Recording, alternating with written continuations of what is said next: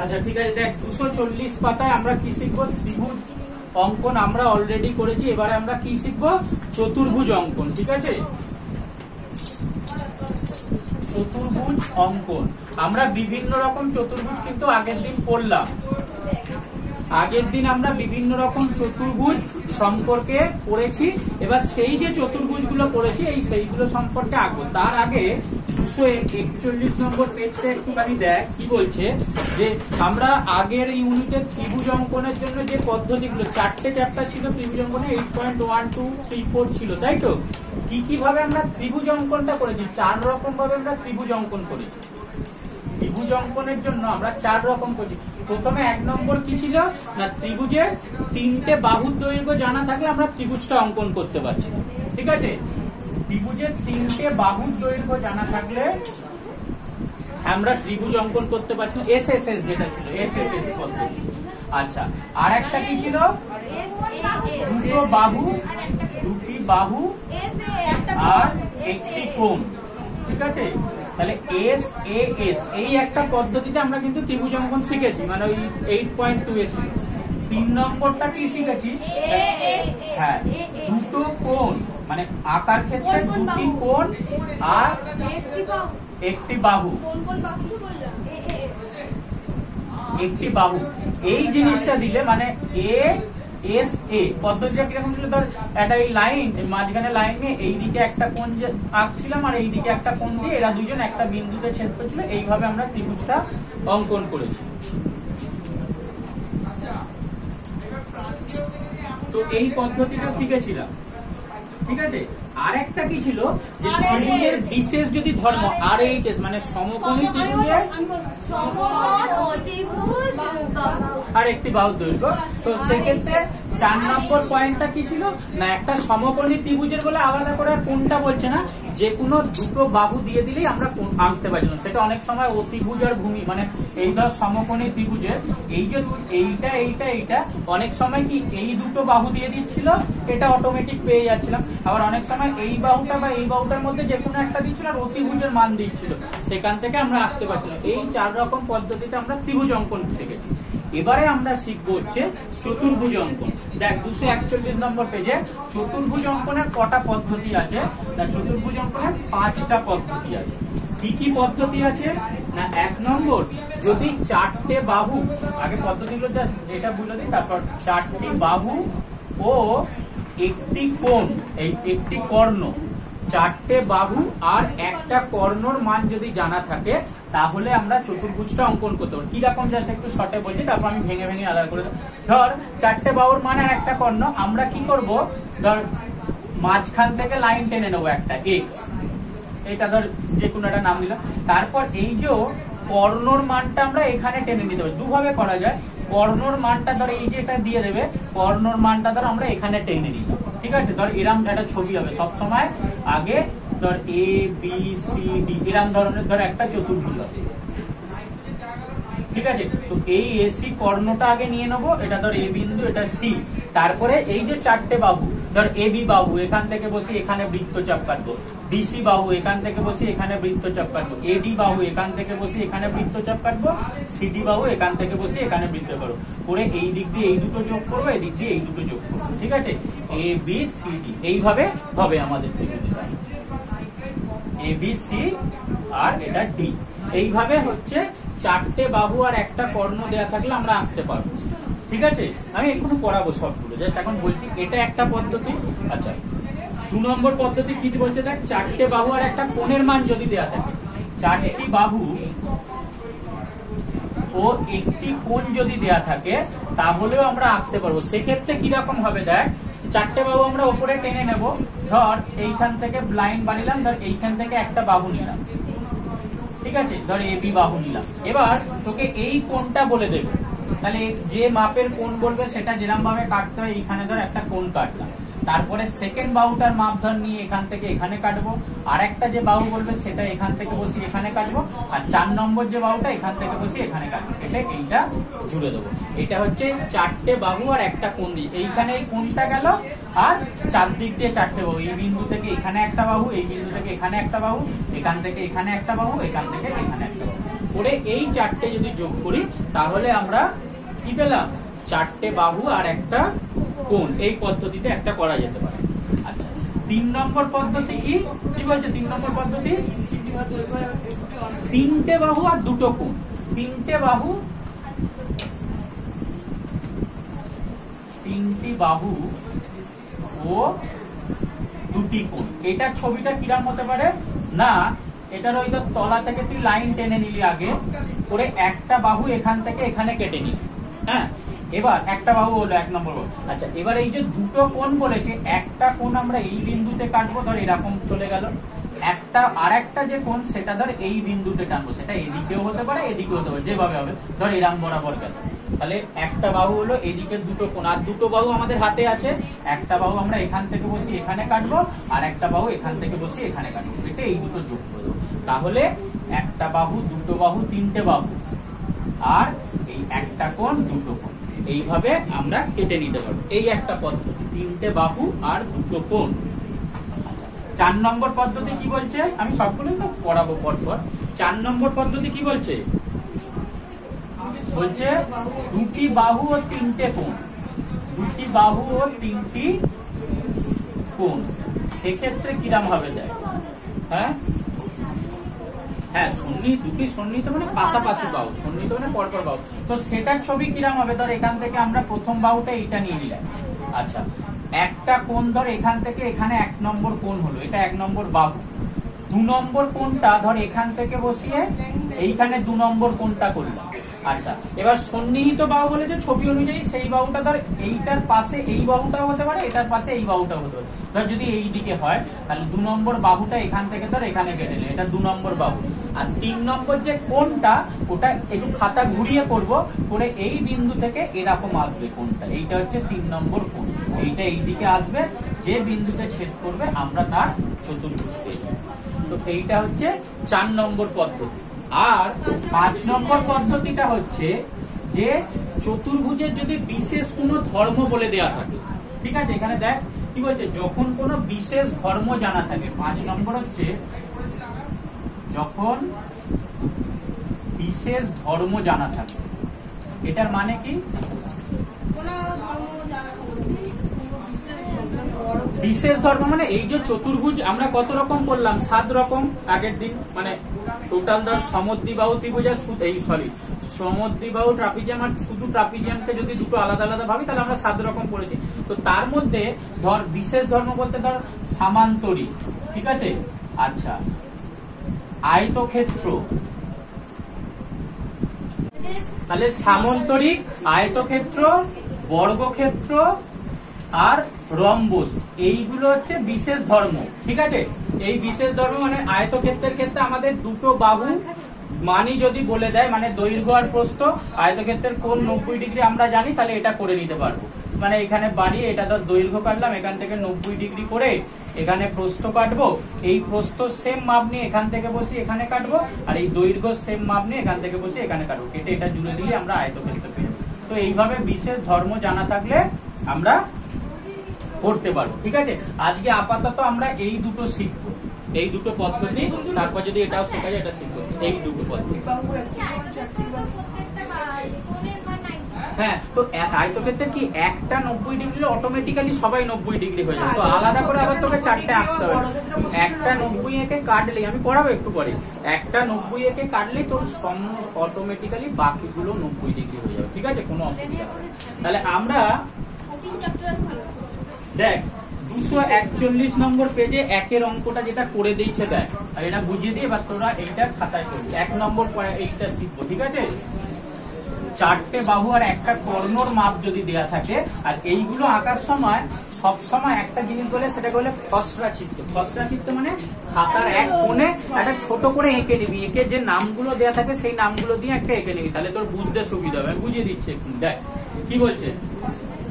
একটা চতুর্ভুজ আঁকছে, ঠিক আছে, কৌশিক লিখলো এবি, একটা চতুর্ভুজ আঁকবে যার এবি সমান 4 সেমি, বিসি সমান 3 সেমি, সিডি সমান 5.5 সেমি, ডি এ সমান 5 সেমি ও বিডি সমান 6.53। তাহলে এবি চতুর্ভুজটা অঙ্কন করো।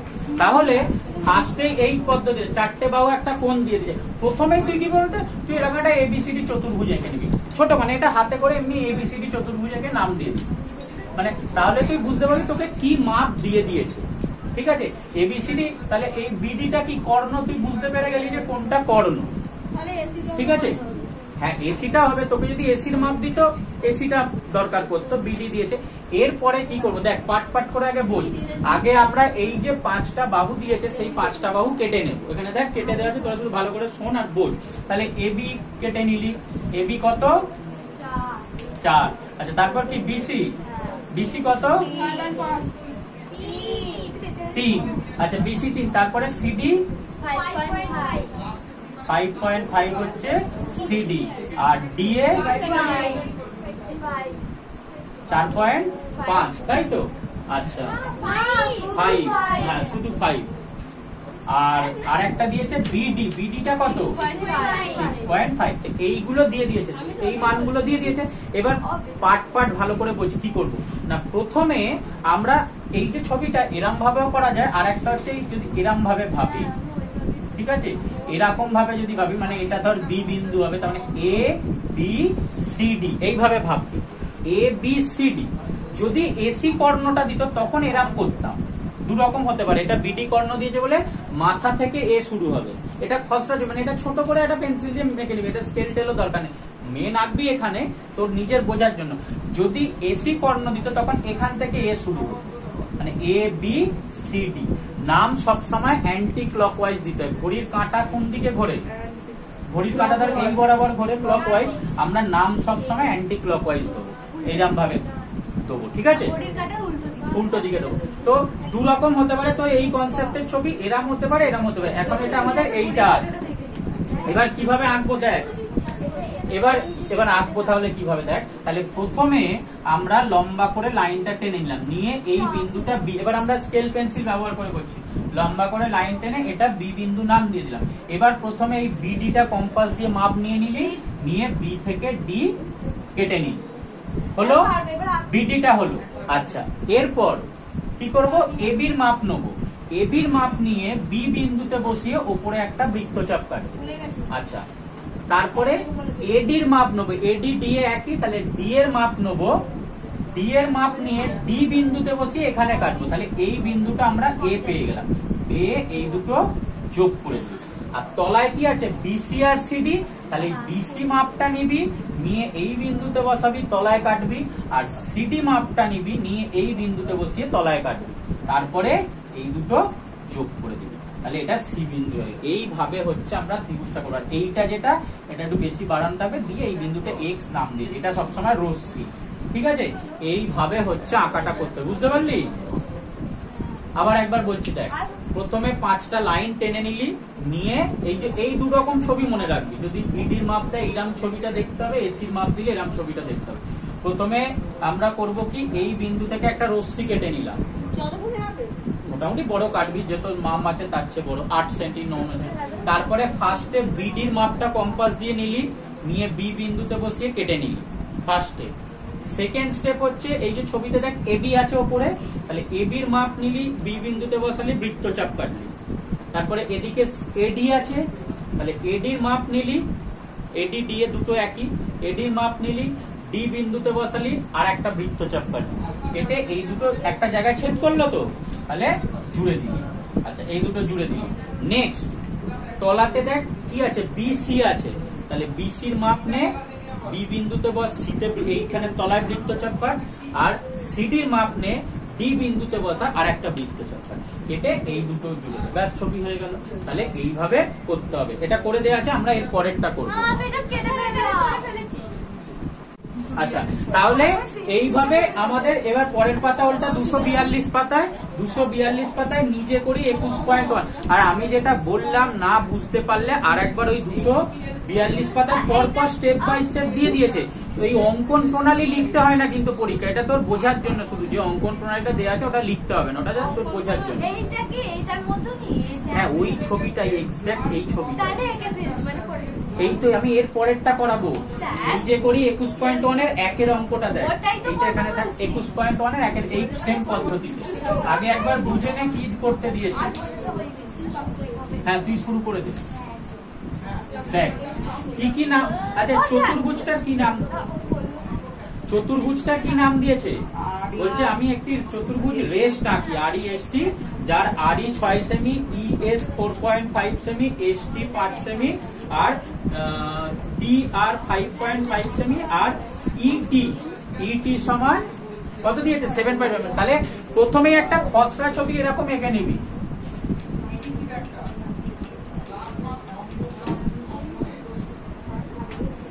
দেখ আগে খাতার উপরে একটা এরকম খসড়া ছবি এঁকে নিবি, ঠিক আছে, একদম কোণে। জিনিসটা কিরকম হচ্ছে, তাহলে এইটার মাপ আমাদের দিয়ে দিয়েছে।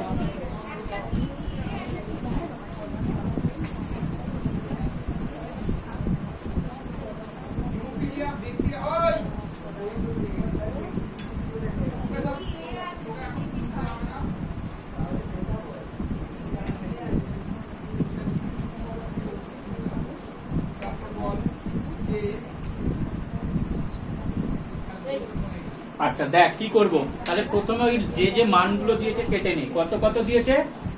RE এর মান কত দিয়েছে? RE 6 সেমি, তারপর ES কত দিয়েছে? ES 4.5, ST 5 সেমি,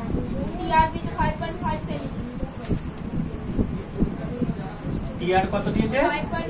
5.5 আর ET 7.5 সেমি। তাহলে প্রথমে কি করবি, এইগুলো কেটে নে। হ্যাঁ এইগুলো কেটে নে, কেটে তলায় একটা লম্বা লাইন এরকম বাড়িয়ে দে, রশ্মি কেটে এই বিন্দুটা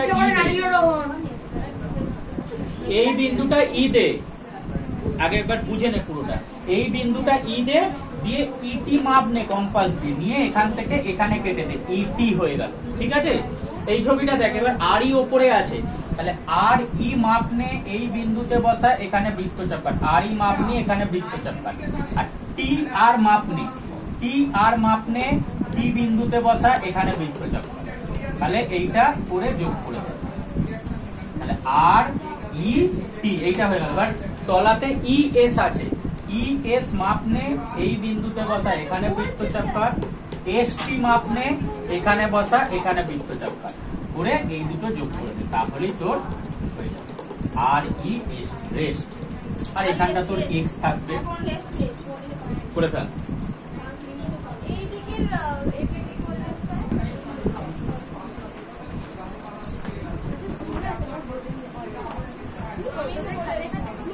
আচ্ছা 3 অঙ্কটা তাহলে কি বলছে দেখ, 3 ওই জন্য প্রথমেই প্রশ্নতেই বলে দিয়েছে যে দেখ খসড়া ছবি এঁকে ত্রিভুজ চতুর্ভুজটা অঙ্কন সম্ভব কিনা। আগেই তোকে বলেছে যে না এঁকেও খসড়া ছবিটা এঁকে চতুর্ভুজ অঙ্কন সম্ভব কিনা চেক করতে বলেছে। দেখ আমরা একটা কি জানি, যে একটা ত্রিভুজ কখন অঙ্কন সম্ভব, যদি ত্রিভুজের যে কোনো ছোট দুটো বাহুর যোগফল বৃহত্তম বাহুর চেয়ে বড় হয়। ছোট দুটো বাহুর যোগফল মানে ধর এই একটা ত্রিভুজ আছে, ধর এইটার মান A, এটার মান B, এটার মান C, সব থেকে বড় যদি C হয়, এইটা যদি সব থেকে বড় বাহু হয়, আমি মান দিয়ে দেখাচ্ছি। ধর এটা 2, এটা ধর 4 আর এটা 5। তো যদি এই দুটো যোগফলটা এর চেয়ে বড় হয় তবেই ত্রিভুজ অঙ্কন সম্ভব ছিল। যে তিনটে বাহু ধর A B C যদি হয়, তাহলে A plus B greater than C হলে তবেই ত্রিভুজ অঙ্কন সম্ভব হতো। এবার এই ছবিটায় কি হচ্ছে দেখ, তুই আগে একটা খসড়া ছবি আঁক, ল্যান্ড LAND, এইটা ধর কর্ণ, ভালো করে বুঝে নে, খসড়া থেকেই অ্যান্সার আমরা বলতে পারতাম। তাহলে এই যে AD, AD এর দৈর্ঘ্য কত দিয়েছে 10। আচ্ছা AN এর মান কত দিয়েছে, AN এর মান দিয়েছে, ঠিক করে দেখ 5, AN 5, আর ND এর মান কত দিয়েছে 4। তাহলে 5, এই যে আমরা যদি এই ত্রিভুজটার কথা ভাবি, এই ত্রিভুজটার কথা যদি ভাবি, তাহলে কি হচ্ছে দেখ, 5 + 4 কত হয় 9, সেটাতে এর চেয়ে ছোট হয়ে যাচ্ছে। 5 + 4 লেস দ্যান 10 হচ্ছে, তো তার মানে ত্রিভুজ অঙ্কন সম্ভব নয়, মানে এই পোর্শনটা হচ্ছেই না। তোর ওই জন্য তোদের ছবিতে উপরের দিকটা হচ্ছে কিন্তু নিচের দিকটা হচ্ছে না। কেন উপরের দিকটা হচ্ছে? কারণ এটার মান কি দিয়ে দিয়েছে, একটা 6.5 আর একটা 4, এটা 4 আর এটা 6.5, তো এই দুটোর যোগফল কত হয়? 4 + 6.5 মানে হচ্ছে 10.5, এটা গ্রেটার দেন 10 হয়, ওই জন্য আমাদের উপরের পোর্শনটা হলো, কিন্তু নিচেরটা যেহেতু এই যোগফলটা লেস দেন 10 হচ্ছে, ওই জন্য হচ্ছে না। তাহলে এটা লিখেই দিবি যে যেহেতু, তাহলে হ্যাঁ অঙ্কন, কেন অঙ্কন করা সম্ভব নয় না, এইখানটা লিখবো যে ত্রিভুজ AND এর, এই লেখাটা খাতায় যেটা যা এঁকেছি সেটাকে লিখে নে, ত্রিভুজ AND এর AN + ND সমান 5 + 4 সমান 9 লেস দেন 9 সেমি, আচ্ছা আমরা লিখবো 9 সেমি, আর AD সমান 10 সেমি, তাই তো? তাহলে যেহেতু, তারপরে লিখবি যেহেতু AN + ND less than AD, সুতরাং অঙ্কন সম্ভব নয়, অঙ্কন সম্ভব নয়, এই কথাটা লিখে নে, ঠিক আছে? না এটা লিখে নে। আচ্ছা 2 এর অঙ্কটা দেখ কি বলছে, তো যেটা বলছে যে বিশেষ ধর্ম যদি জানা থাকে কি করবো, দেখ বলছে আমি একটি সামান্তরিক অঙ্কন করি যার সন্নিহিত বাহুদ্বয়ের দৈর্ঘ্য 5 সেমি আর 8 সেমি এবং কর্ণের দৈর্ঘ্য 10 সেমি। এখানে কিছু নাম মানে নাম দেয় না, মানে আমরা নিজের মতো ধরে নেব। একটা সামান্তরিক অঙ্কন করো যার সন্নিহিত বাহুদ্বয়ের দৈর্ঘ্য 5 সেমি 8 সেমি আর কর্ণের দৈর্ঘ্য 10 সেমি, মানে এরকম ধর সামান্তরিক হবে। সামান্তরিক কি হয়, বিপরীত বাহুগুলো সমান হয়, ঠিক আছে? তার মানে দুটো বাহু দিয়ে দিলে অটোমেটিক্যালি 4টে হয়ে গেল। ছবিটা কিরকম হবে দেখ, এখন এক একটা যে পদ্ধতিতে করলাম সেই পদ্ধতিতে হলে ধর এইটা কর্ণ, ঠিক আছে? কর্ণটার দৈর্ঘ্য কত বলেছে? 10, এইটা অংশটা 10 হবে আমরা। আচ্ছা এবার এইটা ধর এরকম দেখতে হবে, যদি সামান্তরিকটা ভাবি এরকম ধর দেখতে হবে, দুয়েরটা এইরকম ধর সামান্তরিকটা দেখতে হবে। হ্যাঁ হ্যাঁ আগে বুঝে নে। তাহলে এটা ধর আমরা নাম দিয়েছি ABCD, এরকম সামান্তরিকটা দেখতে হবে। খসড়া ছবিটা বাইরে বল, খসড়া ছবিটাকে বুঝবে, ABCD নাম দিতে হবে। এদিকে তাকা, তাহলে আমরা 8 সেমি যেটা দিয়েছে ধর এখান থেকে বসিয়ে 8 সেমি এটা কাটবো। আচ্ছা সন্নিহিত মানে কি, এর পাশে ঠিক এটা আছে, তাহলে এইটা কত নেবো? এটা 8 হলো, এটা 5, তাহলে তলায় 5 কেটে নিলাম। এরপর আমরা করেছি কি এর উল্টো দিকেরটা সেম হয়, তাহলে ভালো করে বোঝ, এই বিন্দু থেকে এখানে 8 কাটলাম আর এই বিন্দু থেকে তলায় 5 কাটবো, সেম এই বিন্দু থেকে এখানে 5 কাটবো আর এই বিন্দু থেকে তলায় 8 কাটবো। তাহলে দেখ বিপরীত গুলো 8 8 হয়ে গেল, এদিকে 5 5 হয়ে গেল, মাঝখানটা কোন। আর একবার বলে দিচ্ছি, 8 কাটলি, 5 কাটলি, 10 কাটলি, 3টে কেটে নিলি। আচ্ছা এবার কি করবি, হ্যাঁ 3টেতেই হয়ে যাবে। প্রথমে লম্বা লাইন টেনে দিলি, এই বিন্দু থেকে এখানটা 10 কেটে নিলাম। হ্যাঁ এই দেখ, এবার আঁকাটা দেখাচ্ছি, এই বিন্দু থেকে এখানটা 10 কেটে নিলাম, এই বিন্দু থেকে এখানে 8 কাটবি, এই বিন্দু থেকে এখানে 5 কাটবি, সেম এই বিন্দু থেকে এখানটা 5 কাটবি, মানে এদিকে একটা 5 এদিকে একটা 5, এখান থেকে এটা 5 কাটবি আর এইখান থেকে এটা 8 কাটবি, তাহলেই হয়ে যাবে। করে এইটা এরা জুড়ে দিবি, এইটা 5 হবে, এটা 8 হবে, এটা 8 হবে, এটা 5 হবে, তাহলে নাম দিয়ে দিবি ABCD। নেই করে ফেল।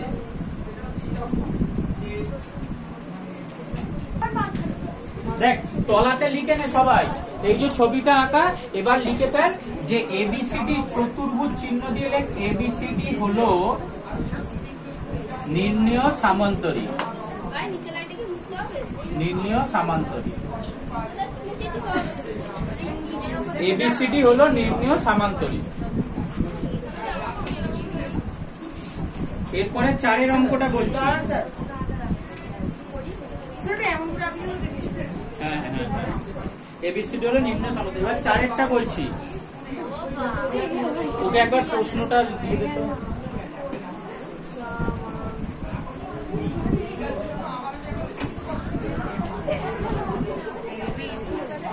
ওদের বোর্ডে লেখা আছে।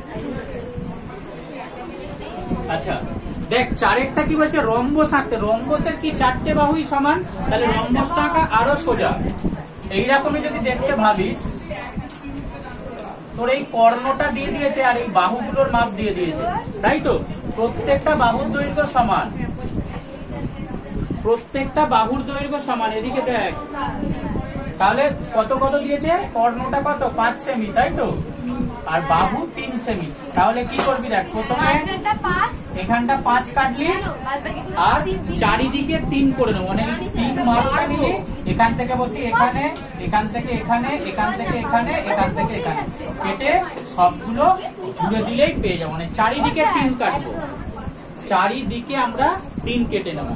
5টা মাঝখানে কাটবো আর 3 সেমি মাপ নিয়ে এখান থেকে বসে একবার এখানে, এখান থেকে বসি এখানে, এখান থেকে বসি এখানে কাটবো, এখান থেকে বসিয়ে এখানে কাটবো, করে 4টে জুড়ে দিলে আমরা পেয়ে যাবো। তুই ধর এটা PQRS নাম দিয়ে, এটা যেহেতু নাম কিছু দেয়নি, নাম দিয়েছে কি দেয়নি, তাহলে এখানেও কিছু লিখতে হবে না, শুধু দাগটা কেটে তলায় নাম্বারিংটা করে দিবি যে কত সেমি দৈর্ঘ্য। বুঝতে পারলি? করে ফেল। 5 আর 3। ঠিক আছে, এবার 2 নম্বর পদ্ধতিটা দেখ।